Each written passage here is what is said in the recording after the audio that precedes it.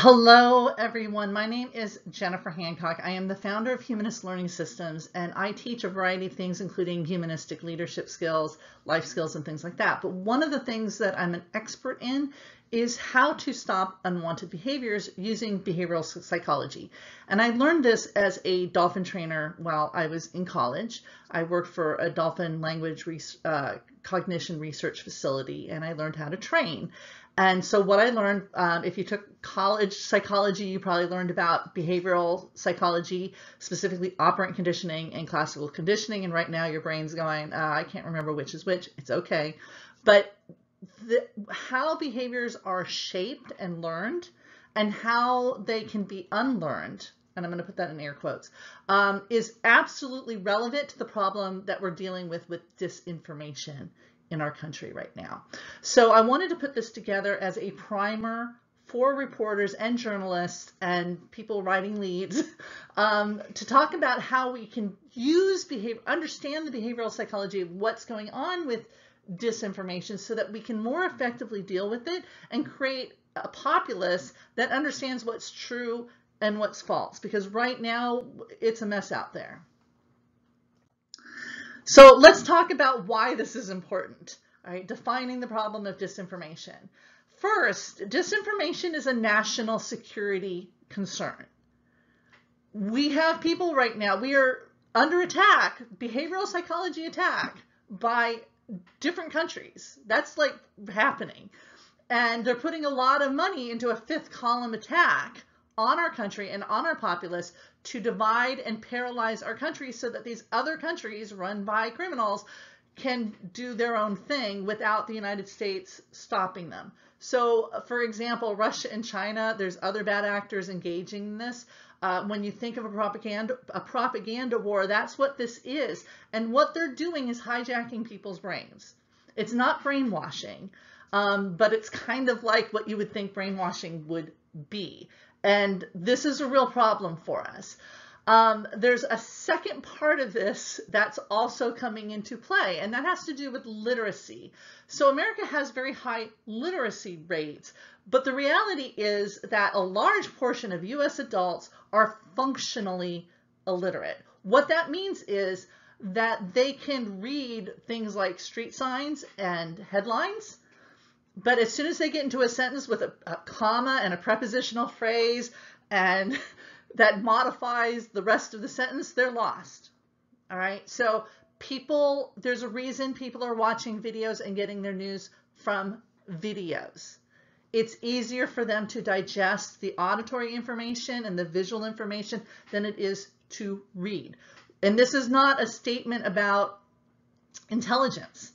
Right? Different brains are wired for different things, and reading little black squiggles on a white background is actually incredibly hard for the human brain to do. And most people don't do it well. And if you're a journalist, you do this well. And you got to remember that your audience probably does not. All right. But we still need you to do your work and tell us what's true and what's not. So, understanding the literacy problem is actually really important, because the people doing the propaganda are using that against them. And then the third thing is to understand the science of behavioral conditioning. We all like to think that our thoughts are our own, that we have control over them, but the reality is our brain is a mushy organ inside of a box. It's filled with chemicals. Those chemicals can completely alter what we're thinking and why we're thinking of it, and it can completely alter our personality. The other thing is that thoughts are behaviors, and behaviors can be learned. And for instance, if I wanted you to get an earworm, let's say of Dixie, every time a particular bird call was heard, I could do that to you just by pairing those two things together. I don't need your permission to insert that earworm into your brain. I can just do it. And I don't think there's enough recognition when we're talking about disinformation, when we're talking about propaganda, when we're talking about functional illiteracy, that that can be done. So when you have people doing politician A behaved badly, and what about this other politician? What about this other party, that's actually a conditioned knee-jerk response. A lot of what we're seeing in response to reporters' questions, and you're wondering why people believe the things they do, is actually this. Stimulus response. Stimulus, our politician behaves badly. Response, what about? Pivot. And this is something cults do, right? Like if you've got a cult, they are inoculating their members from outside information. They have all sorts of ways that they condition their members, the cult members, to pivot away from facts that are detrimental to the cult. All right, and the same thing, we're seeing the same thing happening in politics. It's been going on for decades. This is not a new thing. We've been seeing the what about conditioned response being trained up for 30 to 40 years now. And it's ingrained. And getting past these knee-jerk responses is not an easy thing to do. Once this is trained up, you're talking about a physical structure in someone's brain that with a certain stimulus creates a certain response. All right, so this problem is big. We're not going to be able to solve it without the science of how these behaviors are being trained up and what it's going to take to untrain them. And the reality is you can't really untrain them. You can replace them with other responses. And that's right now, since we're talking about disinformation, we're talking about lies, we're talking about people believing things that are not true. What you want to replace it with is the truth. That's what we need, people to know what the truth is. And right now, most people don't know what the truth is. And this isn't about intelligence, right? Everyone's brain is wired essentially the same way to do the exact same things. They're pattern recognition devices. If a pattern is repeated enough, our brain likes the pattern and gets lovely dopamine hits whenever that pattern is recognized. Intelligence is not a defense against this. Right? I'm going to say that again. Intelligence is not a defense against this. This can happen and does happen to everyone to some extent, which is why humanists are always talking about critical thinking skills, so that we check ourselves so that we're less likely to fall prey to this. But this is happening across the political spectrum. There's not a one side doing it and the other is not. It's happening across the spectrum. All right, so we need to address this. It's harming our national security.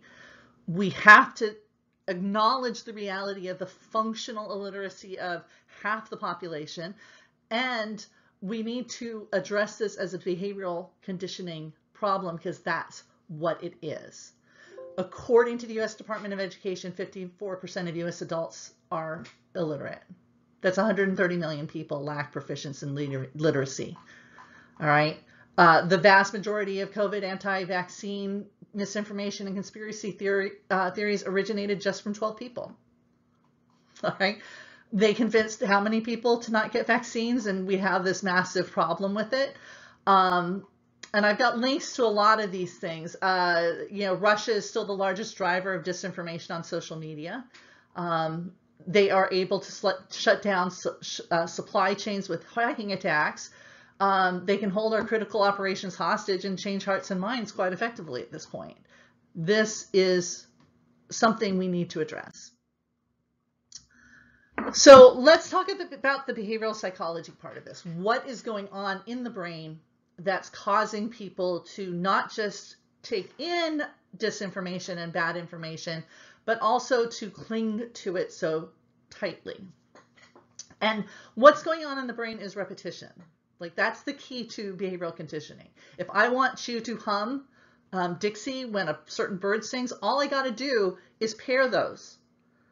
Bird song followed by Dixie repeatedly, and your brain will do it automatically within about 2 to 3 weeks.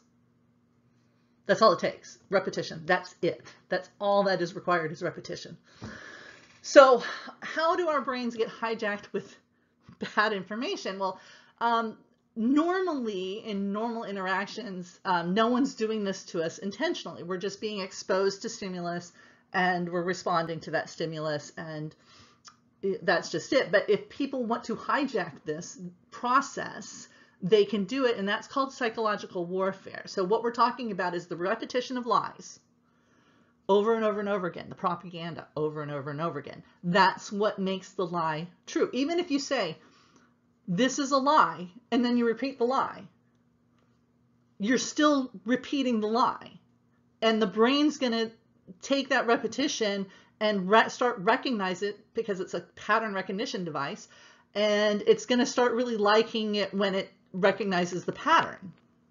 So the repetition of a lie convinces the brain the lie is true, even if you're told repeatedly it's a lie. All right. So, for example, the election was stolen. Well, every time you say Trump said the election was stolen, you're repeating his lie. And what people get out of that, because of the way the brain works, is that the election was stolen. And the election wasn't stolen. There's no evidence the election was stolen, right? It was not stolen. But the repetition of Trump's statements about it, he's hijacking the media to repeat this lie enough to get enough people to believe that it was.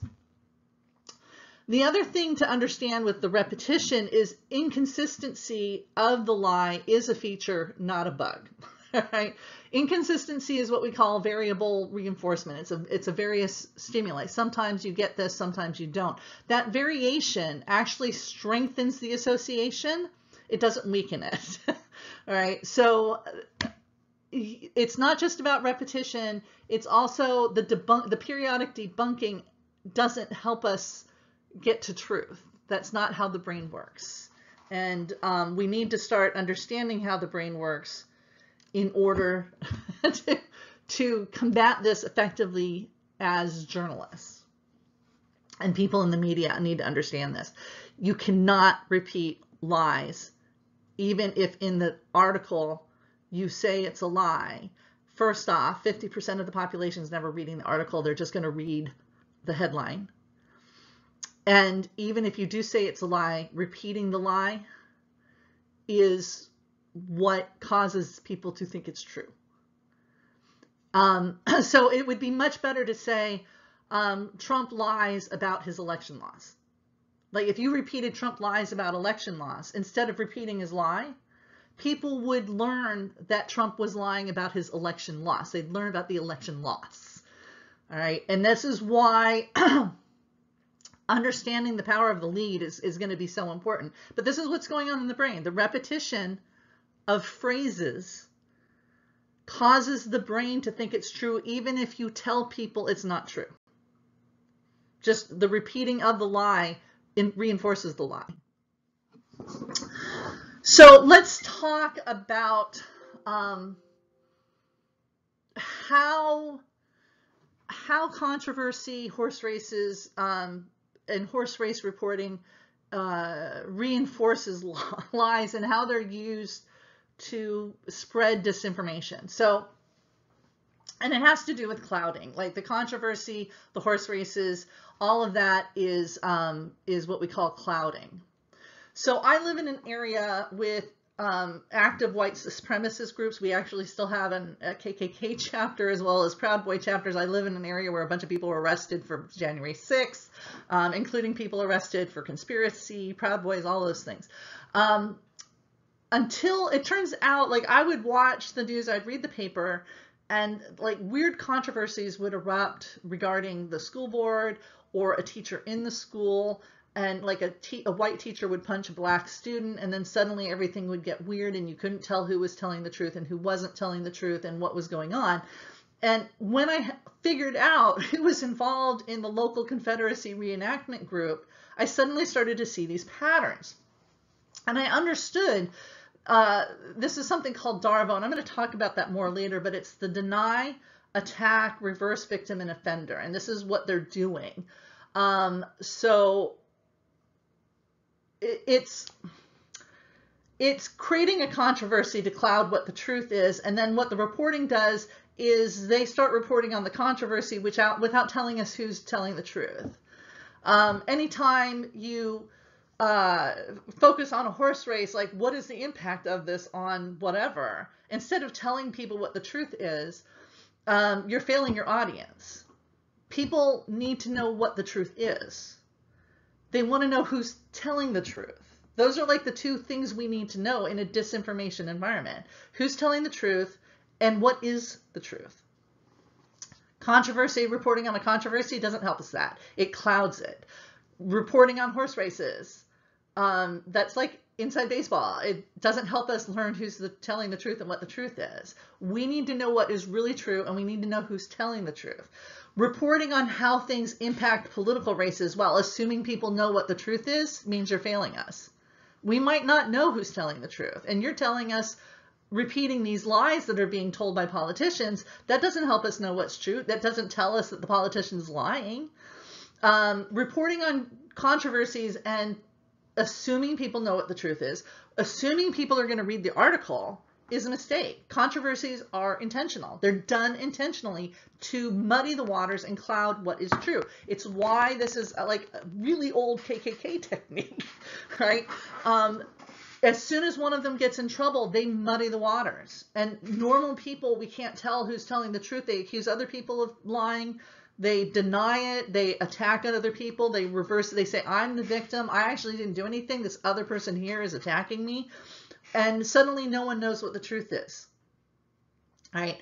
What we need from the media and the journalists is to know who's telling the truth, what really happened. And reporting on what someone's saying is not telling us whether what they're saying is true or not. We need to know if they're lying, and we need it clear. So-and-so is lying about this. We have evidence. All right, that's what we need to know. And I've got some examples of these headlines about the stolen election, and the framing of this as a stolen election story. It's nonsense, but that's how it's been framed, and that's what people think. And so all the low information people and even high information people can start to believe that it was stolen because of how often that phrase was repeated. All right. And again, don't do this to us. If someone is lying about something, tell us they're lying about it and what the truth is. So the framing would be, you know, Trump lies about losing his election, is a much more effective headline and lead than Trump says election was stolen. And by the way, in the article that no one reads, you know, that's a lie. And how often is that actually even said? It's like when you're reporting it as a controversy, you're not taking sides. Like you got to take sides on the truth. If someone's lying, we need to know they're lying.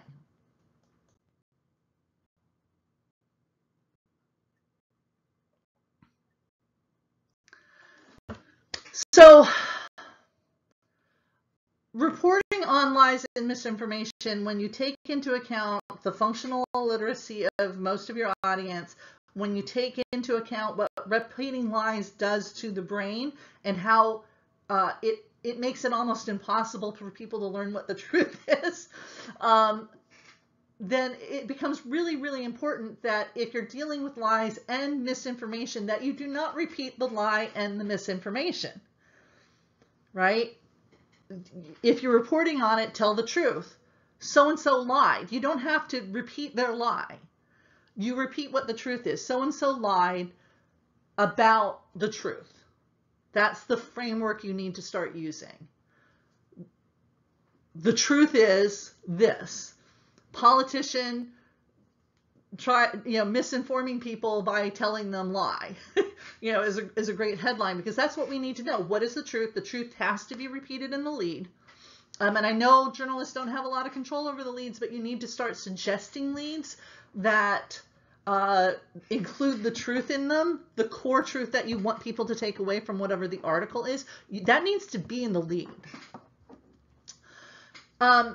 And why is this important is because when lies get repeated, people get killed. Like, so the COVID lies that were repeated over and over and over again, Trump says we should inject bleach.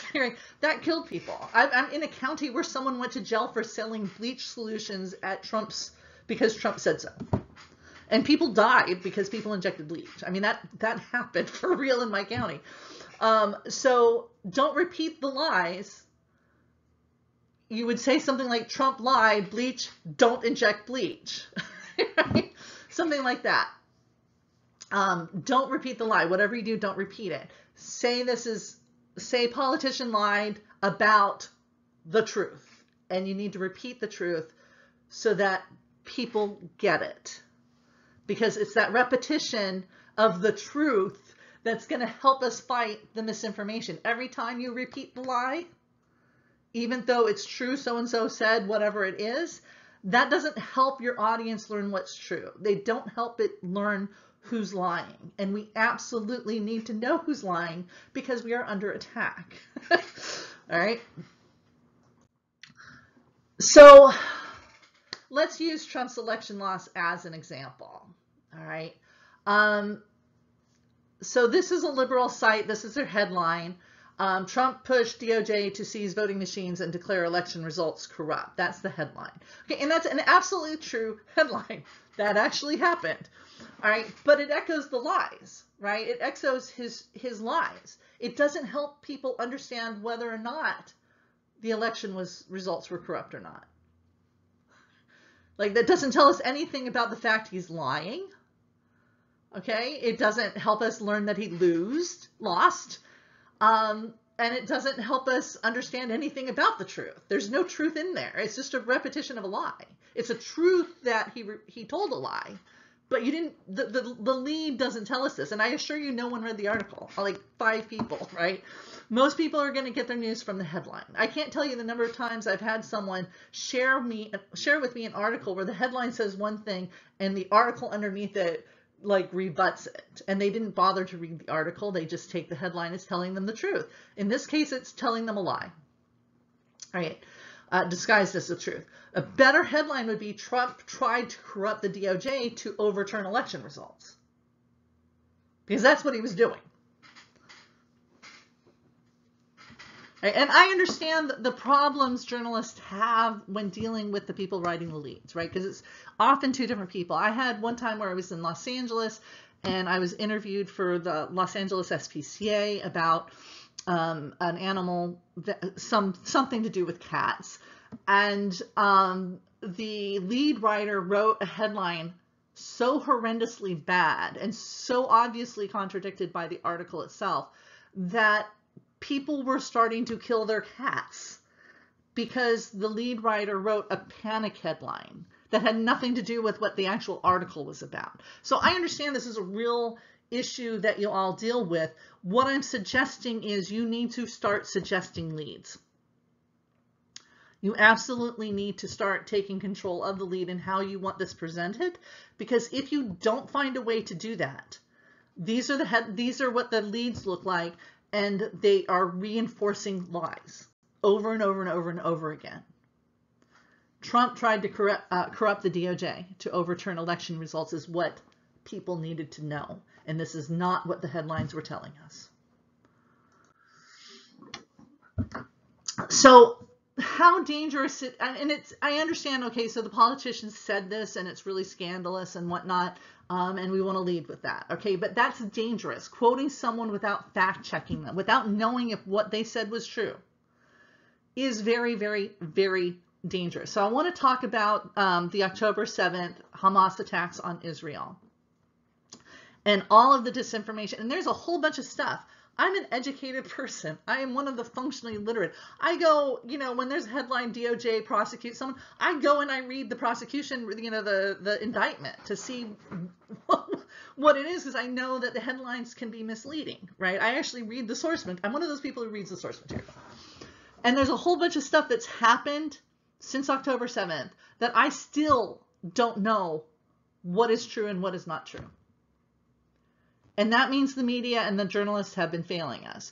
So one of the very first things that happened had to do with that hospital attack. The articles all quoted the Hamas spokesperson who worked at the hospital. And there was a massive disinformation campaign to use this Israel attacks hospital to incite violence against Jews in Israel all over the world. There were protests all over the world. Synagogues were burned. It was massive. And, you know, violence against Jews is a real problem, right? Israel, there was some sort of misreporting on a soldier's statement about decapitated babies. There was a massive disinformation campaign used to incite violence against Muslims, and people are dying because of this. You know, This is dangerous, right? Inciting violence by quoting people with an agenda who might be lying to you is deadly. It's deadly. Don't do that anymore. If you're quoting someone who's saying, you know, this many babies were killed, were they? Like, I'd like to know. I've been hearing since October. We're now, you know, in February. And I've been hearing that there's mass starvation happening, like critical levels of mass starvation all over Gaza for like 4 months now. October, November, December, January, we're in February. So 4 months of this. I'm like, people can't survive that long without food and clean water. So what's going on, right? I believe it could be happening, but I don't know for real that it's happening because the people saying it's happening have an agenda and they might be lying, and the media is not helping us learn what's true. So don't quote someone without finding out if what they're telling you is even true. They could be lying to you, and if they are lying to you, then we need to know that they're lying to you. And the fog of war, like what's true and what's not, is really, really difficult, right? I understand that. But you can say unconfirmed reports about this, unconfirmed reports about whatever it is. 500 people were not killed in the hospital attack, as Hamas claimed. There was damage to a parking lot and a few injuries. A massive disinformation, like what is the phrase? A lie can go around the world quicker than the truth can get started.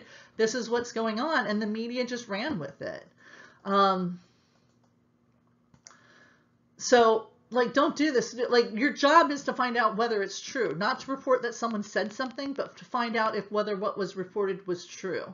It's critical you don't just report on what's being said, but you find out if what is being said is true before you report on it. That's supposed to be your job. Only the AP seems to have gotten the reporting on this right. Their headline was "Blast at Hospital, Hamas and Israel Trading Blame." Right? That's what we knew in the aftermath about this. There was a blast at a hospital. We didn't know how bad it was. Hamas and Israel were trading blame for it. That's the only accurate headline I saw in all of this. So, you know, just be clear on this, right? With the decapitated babies, there weren't apparently decapitated babies, but some people turned out, I think, were decapitated. I keep hearing different things on this. So did it happen? And I understand you're trying to get information. Decapitation is a really inflammatory thing. It's gonna drive clicks, but it caused a lot of damage, and it didn't help people learn what was true and what wasn't true. All right, it just reinforced the camps people are now in, which is not helping anybody come to a conclusion of what should be done, right? And it's dividing natural allies against each other as a result. So in all of this, you can see I'm mostly focusing on the headlines and leads. And I know journalists, when I talk to them, they're like, well, that's not my department. Make it your department. Like, if you're the one who did the journalism and you know what the truth is and you know what you want people to learn from this, start caring about the headlines and the leads. You need to start thinking about how to change the lead. You need to understand why to change the lead. And we're going to talk about some examples and how to change them. And you need to start caring about this to avoid having your work hijacked to mean the exact opposite of what you learned. All right, so how to change the lead. I'm not an expert on this, but I would start suggesting leads. And, you know, make sure the lead includes the truth, the core truth that people need to know. If the core truth is Trump lied about something or Biden lied about something, that needs to be what the lead is. And then you don't repeat the lie, you repeat whatever the truth is. So in the case of Trump, it's Trump lies about losing election. Understand? Why change the lead? Again, this has to do with both the literacy level of people, and also it has to do with the behavioral the repetition of the lies that make the brain think it's true, even if you're told it's a lie. You have to repeat the truth. You have to repeat the truth more than the lie is repeated. So don't repeat the lie, repeat the truth. And if you do this, it'll help prevent your work from being hijacked. You know, the number of times I get articles sent to me that have an inflammatory headline that's not true, and the article says it's not true, is astonishing to me. That should never happen. The lead should reflect what is in the article, and the truth is often really, really inflammatory on its own. I don't understand the need to change it like, I think what happens with politician lies about truth is that the journalists and the lead writers and the headline writers are assuming people know what the truth is. And the reality is they don't know what the truth is. They need to be told what the truth is, and they need to know who's telling the truth. And that's not happening right now. And this is one of the reasons why disinformation is so out of control. So let's talk about a lead lie, an example of this. This headline is California's newly amended infanticide bills head to Senate. Infanticide is not what the bill is about. There's nothing in this bill that was about infanticide. That was a framing from opponents of the bill. It's not what the bill does. All right, so right off the bat, you're repeating a lie about the bill. This headline lies about what the bill is about. And the lead, infanticide, is because infanticide, of course I want to click on that. I want outrage, I want clicks. That doesn't educate readers at all. It misinforms readers. The bill was designed to prevent women from being prosecuted for murder because of pregnancy loss. All right, the bill wasn't about allowing infanticide. The bill was, we shouldn't prosecute women who experience pregnancy loss, who have a miscarriage, or have, I lost my baby in 9th month of pregnancy, right? Under the current laws, I could be prosecuted for murder for having the most tragic thing that could possibly happen to me happen to me. All right, this bill was designed to protect women from prosecution for losing their babies. Right? I didn't seek out an abortion. My baby died inside of me. It's like one of 2 known cases in the world, in the literature, right? It was, like you can see, I'm emotional about it. It was really traumatic. But we now know, yeah, people are prosecuting women for having miscarriages and late pregnancy losses. That's actually a real thing that happens. Calling it an infanticide bill might be great for clicks, but it does not help teach people what this bill really was. It repeated a lie from opponents of the bill and framed it the way the liars wanted it framed. This does not help people learn what the truth is. It does not help people know who's lying. The lead should have read, law to protect women who are experiencing pregnancy loss heads to Senate. That's what the lead should have been. Law to protect women from prosecution for pregnancy loss heads to the Senate, not newly amended infanticide bill heads to the Senate. That's misinformation. That lead and headline is misinformation. Another alternative could have been repeal of law that treated pregnancy loss as infanticide heads to Senate. All right, because people don't want women experiencing pregnancy loss to be prosecuted. There's a reason why the people who do want to prosecute women for this want to treat it as infanticide. This is a framing thing, and the headline echoes the lie of what this was about. This was not about infanticide. None of the women who experience this are committing infanticide, right?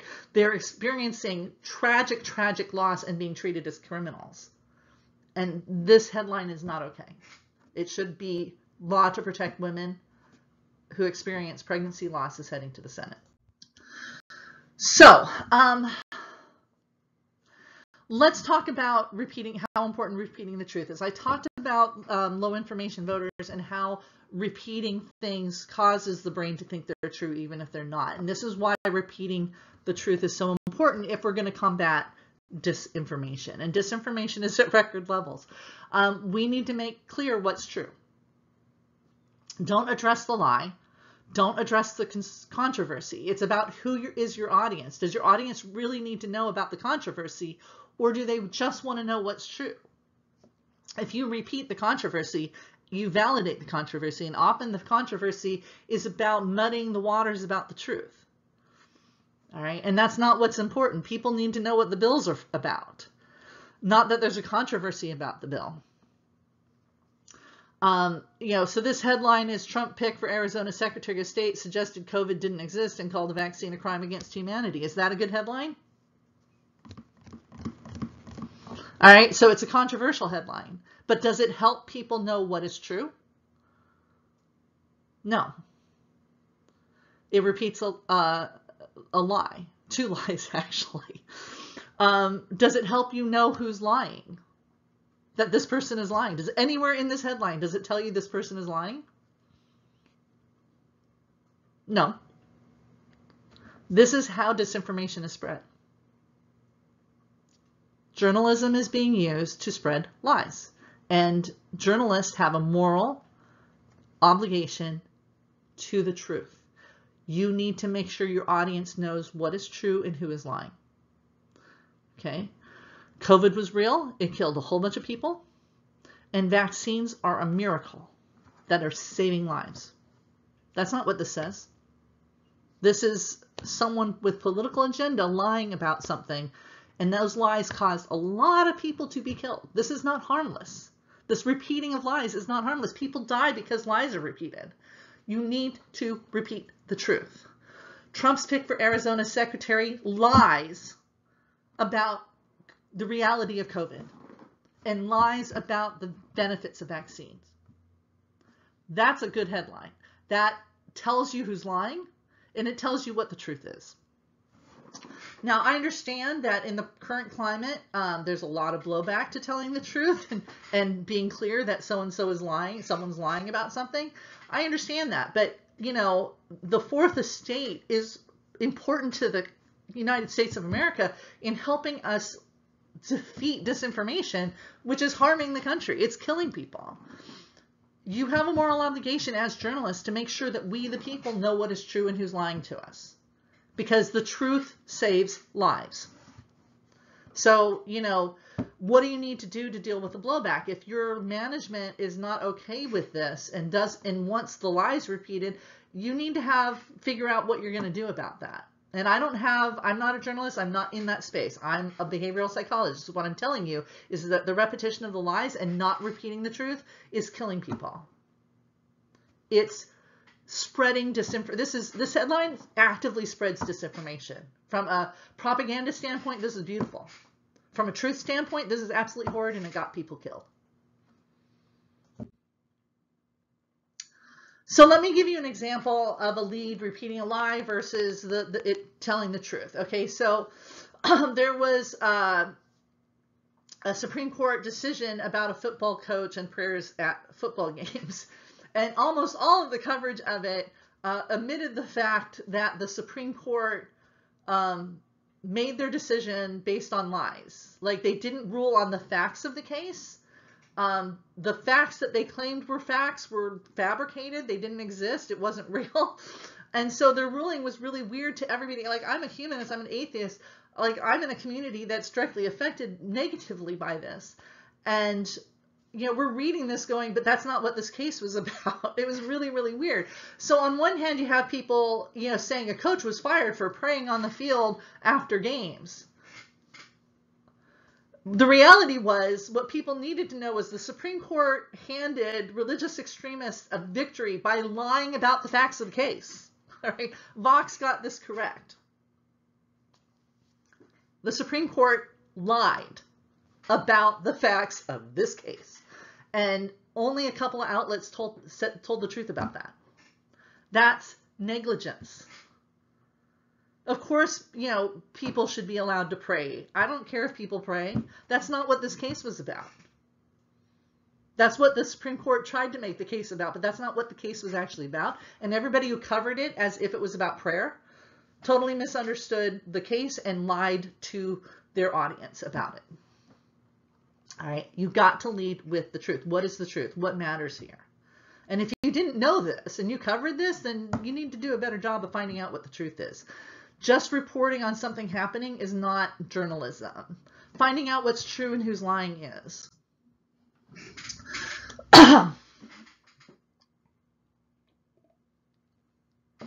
So earlier on, I talked about this concept called DARVO. And DARVO is something that happens in bullying situations, and I teach how to stop unwanted behavior and apply it to the problem of bullying. And one of the things bullies do is they deny, they attack, and they reverse victim and offender. So they deny they did anything, they attack the people attacking them, and then they claim they're the victim.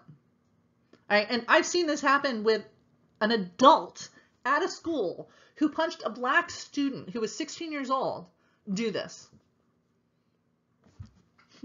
Right? And you think, what, like, there's no excuse for an adult in a school punching a 16-year-old black kid, a white teacher. There's no excuse for this. It's completely unnecessary. This should never happen in school.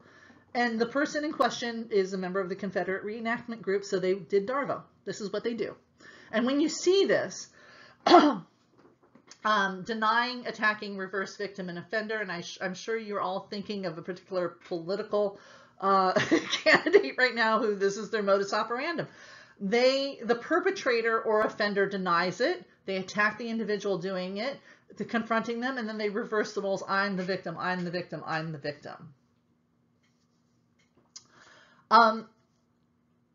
When you see this, I don't want you to necessarily assume that the person denying, attacking, and reversing a victim and offender is lying, but you should consider the possibility that they're lying. Just consider the possibility and do the digging. So the headlines I've got have to do with my county. The county commissioner, George Cruz, was charged with a DUI months after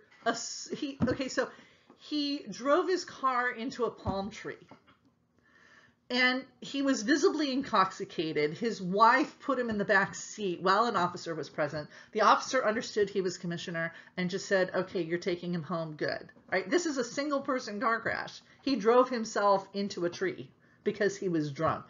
The officer did not charge him. They didn't even do a sobriety test. They didn't have him breathe into anything. They just let him go. And it comes out later that the county sheriff had misbehaved and did not treat Mr. Cruz as a normal citizen and give him special treatment.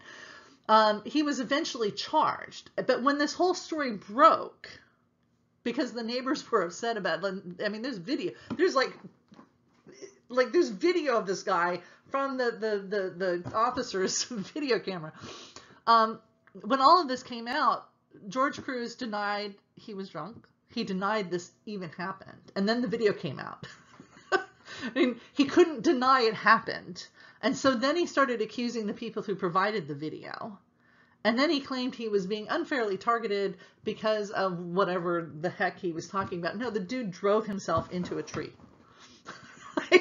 Right? But he still denied until there was video. And then he attacked the person with the video.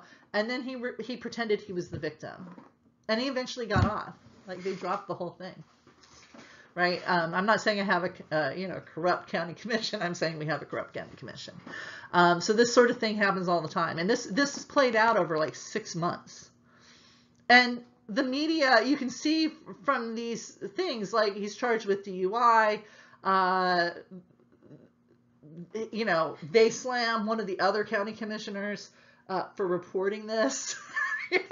And these are all Republicans, by the way.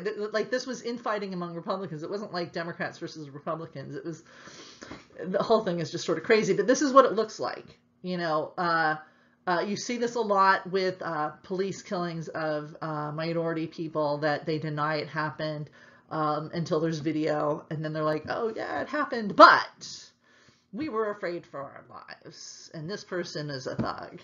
And we are the victims. We had to defend ourselves, right? This happens over and over and over again. When you see DARVO, your journalistic instincts should kick in that you're probably being lied to and there's a cover-up going on. Possibly, but probably. So no story is immune to this. It doesn't matter how minor the story is.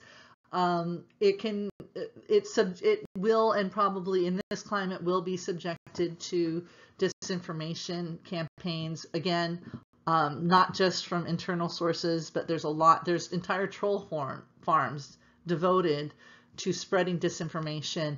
And we know, like Russia and China, they're really good at taking hot topics and using them to divide people. So here's an example of a bad headline. Fact check: no truth to conspiracy labeling Uvalde a false flag. All right. People were killed at Uvalde. Like, this is repeating the false flag line is the repetition of a lie. Like, don't do that. No proof of false flag. Shooting hoaxes. You know, House GOP candidate shares post claiming Buffalo Uvalde shootings were false flags operation. Don't assume the audience knows that it really happened, right? Conspiracy, there's a conspiracy lying about how many people were killed at Uvalde, how many children were killed at Uvalde, right? That's what the headline should say. There is a conspiracy lying about how many children were killed at Uvalde is the repetition of the truth. You're still saying there's a controversy. That's conspiracy theory, but you're repeating the truth, not the lie.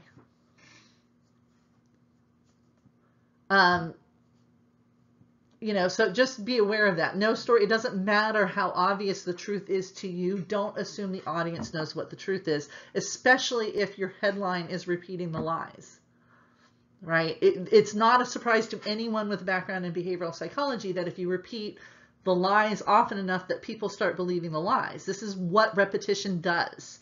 If you want to combat misinformation and disinformation, you have to start actively and intentionally repeating what the truth is. Don't repeat the controversy. Don't repeat the conspiracy. Don't repeat the lie. Repeat the truth over and over and over again. That is the only way to combat disinformation. If you repeat the lie, you are aiding and abetting the disinformation campaign. And media needs to stop doing this. Journalists need to start demanding that the headlines repeat the truth. So, the conclusion of this. I want you to focus on what the audience needs to know when you're doing journalism, all right? And they need to know what the truth is. They need to know that someone is lying about the truth, and they need the truth repeated. If you're repeating lies to tell me someone lied and this is what they said was a lie, you're repeating the lie and you're aiding and abetting the propagation of the lie. So I need to know what the truth is. I need to know what the truth is in the headline. I need to know if someone's lying to me in the headline. And I understand that calling out a politician a liar when they're lying is considered controversial and taking sides, but it's not taking sides. It's telling us the truth, and we absolutely need the truth, because in the absence of that, we are susceptible to disinformation. Repeat the truth often. Often. Make sure the headlines and leads focus on what is true. You know, candidate is lying about how many children were killed at Uvalde. Is the truth. If you don't want to say he's lying, say politician disputes how many people were killed at Uvalde, right? Versus politician claims Uvalde was a false flag. One repeats the lie, one tells you the truth. You need to say kids were killed at Uvalde. Cover reality, not the controversy. Don't keep repeating controversies. Controversies exist by bad actors engaging in Darvo to obstruct the truth. And we, the people, need to know what the truth is. So cover reality. And be aware of Darvo, right? That people who are lying about their bad behavior almost always engage in Darvo behavior. And that should be a red flag to you to follow up further, because they're probably lying. Not definitely lying, but probably lying. And then keep in mind the behavioral conditioning effect of the repetition.